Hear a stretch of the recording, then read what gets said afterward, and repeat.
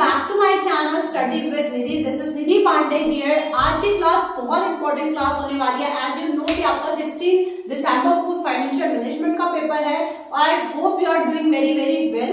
और आप लोगों का बिजनेस स्टैट्स का पेपर भी कंप्लीट हो चुका है, तो जिस बच्चे रिव्यू दे सकते हो कि एग्जाम कैसा आया था, आप लोग कमेंट सेक्शन में मुझे बताना जरूर। अब आप लोगों की एक नया एग्जाम, मतलब आप लोगों को एक नया एग्जाम आने वाला है। दिस इज द एफएम यानी फाइनेंशियल मैनेजमेंट। तो ये एग्जाम आपको पता है बहुत इंपॉर्टेंट सब्जेक्ट है, बहुत टिपिकल भी है कहीं ना कहीं, बस बिजनेस स्टार्ट से तो इजी है आई वुड से। ठीक है, देखिए बिजनेस मैनेजमेंट आपको कैसे पढ़ना है सबसे पहले हम इस पे बात करेंगे। ठीक है, so no worries about that. मैं आप लोगों को कुछ इंपॉर्टेंट टिप्स देना चाहूंगी उसके लिए कि आपको कैसे स्टार्ट करना है। बिकॉज ऑफ आज भी कुछ बच्चों का पेपर था, मेरा खुद का भी एग्जाम था, तो आज से सिर्फ आपके पास 14-15 2 दिन रहते हैं जिसमें आप लोगों को principle of sorry for that FM यानी कि फाइनेंशियल मैनेजमेंट की तैयारी करनी है। तो आप लोगों को कुछ चीजें जो है वो अपने माइंड में रखनी है, किस तरीके से आप तैयारी करोगे और।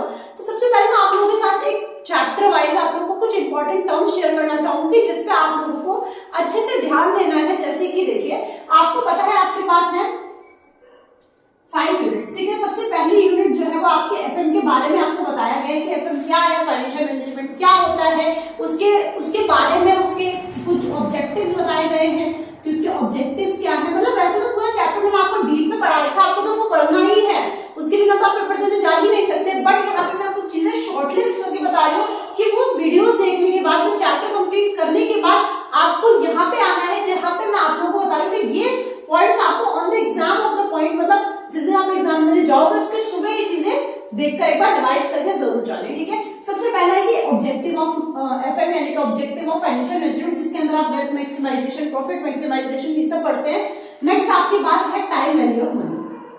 ये तो बहुत इंपॉर्टेंट क्वेश्चन है, इसके अंदर से तो एक क्वेश्चन आएगा ही आएगा जो आपका 2 पार्ट में मैंने आपको बताया था। टाइम वैल्यू ऑफ मनी क्या होता है, मैंने आपको बताया था कि हम ये पता करते हैं कि टाइम के साथ मनी की क्या वैल्यू हो जाती है। ठीक है, इसके अंदर हमने कंपाउंड वैल्यू फैक्टर और प्रेजेंट वैल्यू फैक्टर भी पढ़ा था।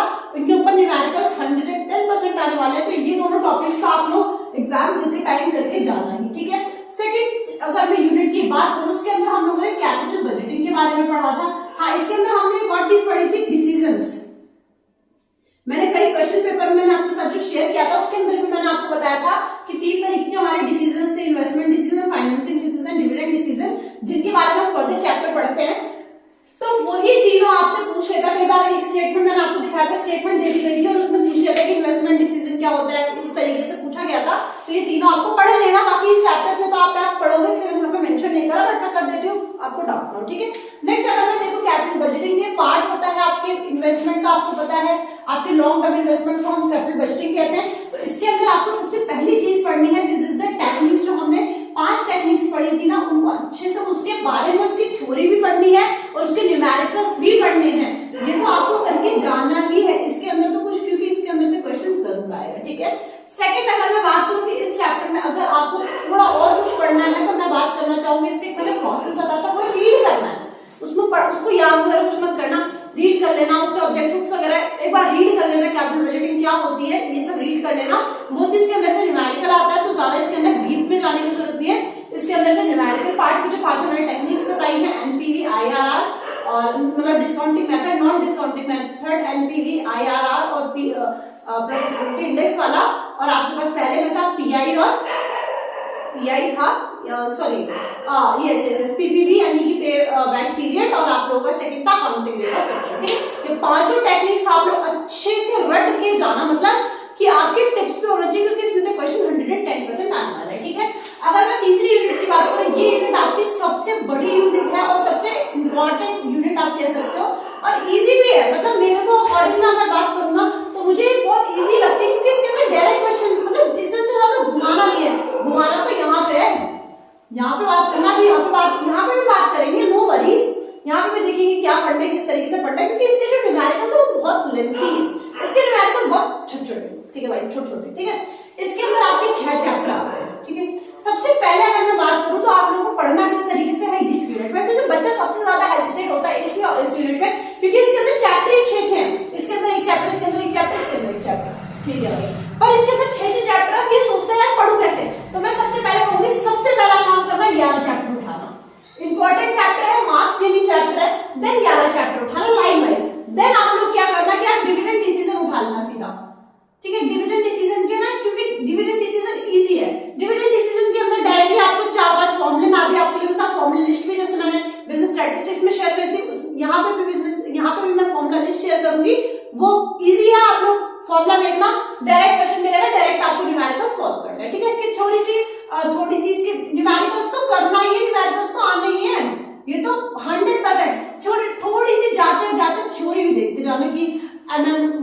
जाने की क्या लिमिटेशन है, कई बार पूछा था 3 से 4 पार्ट्स में, राइट।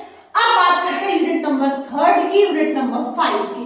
ये दोनों टिपिकल है, इनको कैसे पढ़ना है ये बात करनी है, बाकी तीनों को तो सबसे पहले निपटा लेना, इजी है, मार्क्स स्कोरिंग है, ठीक है। इतना करना तो पास तो हो गए, पर अच्छे से करके गए तब हो गए पास तो इन तीनों में।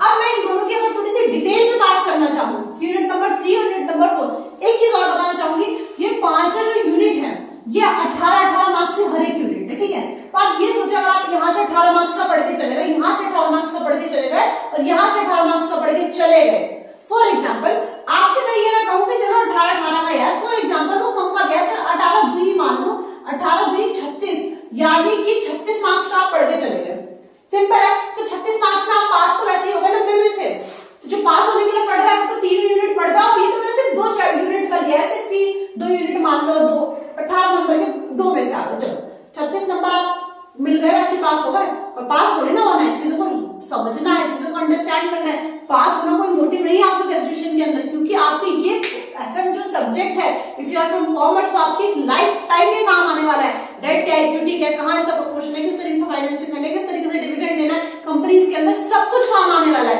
तो बिल्कुल भी हल्के में मत लीजिएगा, ये ऐसा नहीं कि सिर्फ मार्क्स मिल गए सब कुछ मिल गया, नहीं, आपको पढ़ना है इसको अच्छे से। वो तो मैंने आपको इसे बता दिया कि कंपार्टमेंट आपके बैक में आ जाए फॉर दैट ओनली। तो अब इसमें थोड़ा सा डिटेल में अगर मैं बात करना चाहूँ तो कहता है चीजों को बस थोड़ा सा अगर समझोगे ना तो चीजें बहुत आसान होने वाली, कुछ है नहीं ज्यादा। सबसे पहले मैंने आपको क्या बोला, यूनिट नंबर 1, यूनिट नंबर 2 और यूनिट नंबर 4 करने के बाद ये तीनों चैप्टर अच्छे से आप अपने माइंड में फिट कर दो, ठीक है। मैं आप लोगों के साथ फॉर्मूला शेयर, सबसे पहले मैं यही कहूंगी कि इन तीनों चैप्टर्स में न्यूमेरिकल्स आपकी एफएम में ज्यादातर आते हैं, ठीक है। और चैप्टर 1 की थ्योरी तो बिल्कुल छोड़ के मत जाना, मैं आपको बता दे दूं, ठीक है। तो ये तीनों चैप्टर अगर आपने कर लिया है तो आप वैसे ही सेफ हो, आप बहुत सेफ हो कि आप पास तो होने वाले हो, बट ये चैप्टर्स भी आपको करने पड़ेंगे। कई बार ना एग्जाम का दिमाग घूमता है, तो फिर आप भी घूमते हो, लाइक मतलब कौन सा मार्क्स को कितने मिले थे, बट ठीक है, पहले वो तीनों चैप्टर करने के बाद ही इनको छेड़ना, अगर इनको छेड़ दिया तो फिर आप छिड़ जाओगे, मतलब घूम जाओगे, समझ नहीं आएगा भाई क्या हो गया।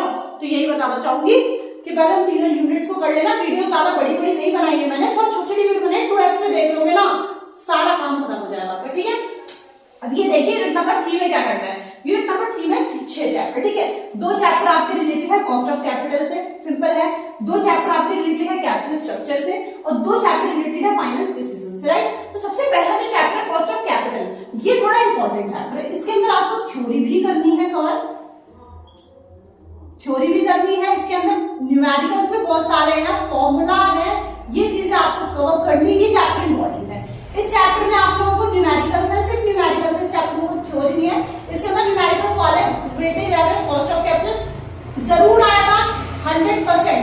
जो चीजें बता रही है, देखो सबसे पहले ना ये वाला चैप्टर में सबसे पहले कॉस्ट, वो इसके अंदर 4 पार्ट जो मैंने आपको बताया था कि हम कहां से कॉस्ट ऑफ कैपिटल, कहां से कैपिटल को फाइनेंस कर सकते हैं, दिस इज डिबेंचर्स को इशू कर सकते हैं, शेयर्स को इशू कर सकते हैं, इक्विटी शेयर्स, प्रेफरेंस शेयर और रिटेन अर्निंग। तो इन चारों की यहाँ पे आप कैपिटल निकालना सीखोगे, तो ये करना, उसके बाद WACC कर लेना।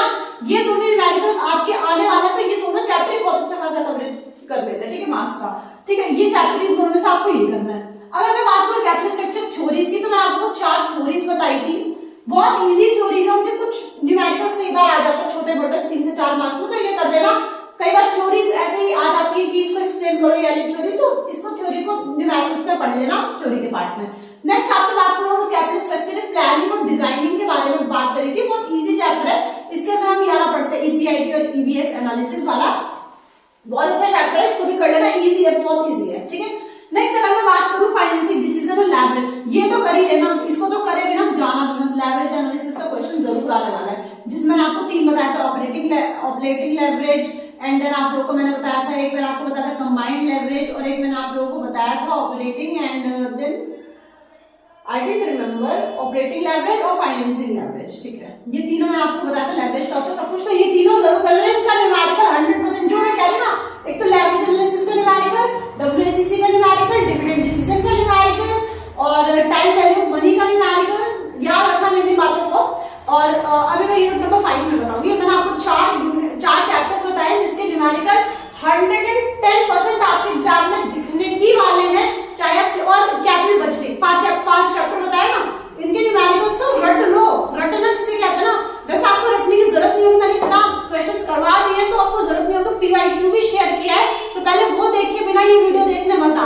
वो देखो कि पेपर का डिजाइन कैसा, पेपर आता कैसा है, शॉर्ट में शेयर किया है, वहां पे जाके देखो, 2-2.5 मिनट का शॉर्ट है, देख लो फटाफट, फिर आओ यहाँ पे, सब कुछ समझ में आएगा। ठीक है, तो आई होप ये समझ में आ गया होगा किस तरीके से पढ़ना है, किस तरीके से नहीं।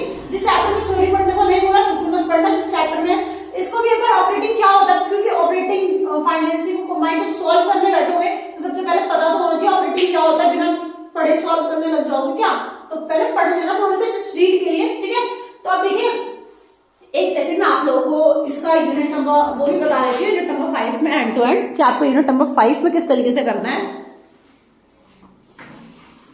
अब यूनिट नंबर 5 जो है ना आपका, वो थोड़ा सा मुझे मतलब पर्सनली मुझे नहीं पता आप लोगों को, क्योंकि अपनी अपनी कैपेसिटी होती है, अपनी अपनी चॉइसेस भी होती है चैप्टर्स के अंदर भी, बट मेरे को पर्सनली वो चैप्टर बहुत ऐसा लगता है सारा थ्योरी भर गया, 3 चैप्टर्स में थ्योरी 3 चैप्टर्स में इतने गंदे न्यूमेरिकल, एक 1.5-2 पन्ने के न्यूमेरिकल, तो पर्सनली मुझे अच्छा नहीं लगता। बाकी और सारे चैप्टर्स कर सकती हूँ मैं, इसके अंदर भी आपके पास 6 चैप्टर्स हैं। ठीक है, देखो सबसे पहला है वर्किंग कैपिटल, आपको पता है वर्किंग कैपिटल इस वाले 3 चैप्टर्स में डिवाइड आपका वर्किंग कैपिटल क्या होता है आपको पता है। जब हम फाइनेंशियल डिसीजन लेते हैं उसके अंदर हम वर्किंग कैपिटल और कैपिटल बजटिंग में डिसीजन लेते हैं, तो ये शॉर्ट टर्म के लिए जब हम डिसीजन लेते हैं, this is the working capital. Working capital इसके अंदर आप लोगों को सारा इंट्रोडक्शन पार्ट बताया गया है।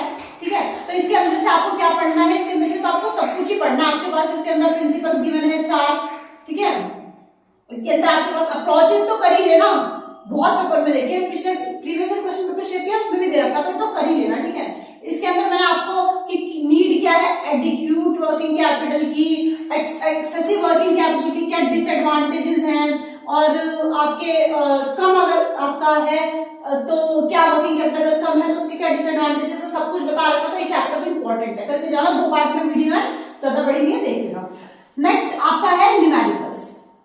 इस चैप्टर में जो आपका चैप्टर नंबर 11 है, ये जो इसमें आपका वर्किंग कैपिटल के न्यूमेरिकल्स है, बहुत इंपॉर्टेंट है। मैंने सारे न्यूमेरिकल्स खुद से सॉल्व करवाया, उसमें मतलब कि सारा का सारा समझाया उसके अंदर, तो वो बिल्कुल स्किप मत करके जाना। देखो एक चीज आप लोगों को मैं अंदर की बात बताती हूँ, मतलब अंदर की क्या मतलब, जैसे कि मतलब थोड़ा सा मैं आपको शॉर्टकट दूं, मैंने मोस्टली देखा, मैंने क्वेश्चन पेपर में नोटिस किया, मुझे नहीं पता ये इस साल ये अप्लाई होने वाला है या नहीं, बट मैंने जितने भी प्रीवियस ईयर क्वेश्चन देखे हैं, ये वाले चैप्टर में चैप्टर नंबर 14 जो आपका है रिसीवेबल्स मैनेजमेंट, जिसके अंदर आप लोगों ने फैक्टोरिंग वगैरह पढ़ाया है मैंने आपको, इसका जो न्यूमेरिकल है वो भी बहुत बेकार लगता है मुझे सीरियसली।